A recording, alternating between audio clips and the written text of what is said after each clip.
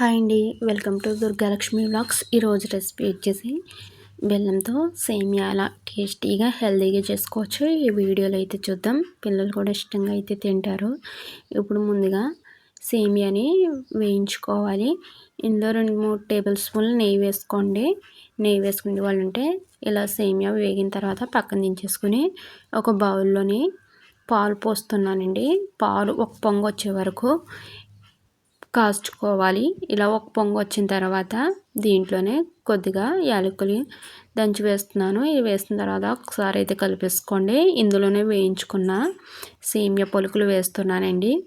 సేమియా మొత్తం వేసుకున్న తర్వాత ఇందులోనే సగ్గుబియ్యం వేస్తున్నానండి. కొద్దిగా వెంటనే వేస్తున్నాను, వాటితో పాటు ఉడికిపోతుంది. ఇలా సగ్గుబియ్యం వేసేసిన తర్వాత ఒకసారి అయితే కలిపేసుకోండి.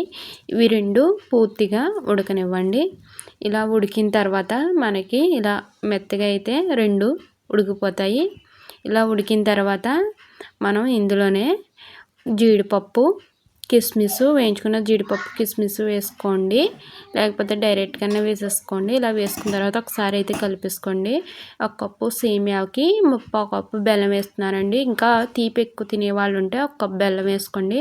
స్టవ్ ఆఫ్ చేసేసుకుని బెల్లం వేస్తున్నానండి. ఆ వేడికి అయితే కరిగిపోతుంది. ఇలా మనకి టేస్టీగా హెల్తీగా సేమియా పాయసం అయితే రెడీ అయిపోయినట్టే. వీడియో నచ్చినట్లయితే మీ ఫ్రెండ్స్కి రిలేటివ్కి షేర్ చేయండి. మన ఛానల్ తప్పకుండా సబ్స్క్రైబ్ చేయండి. Thanks for watching.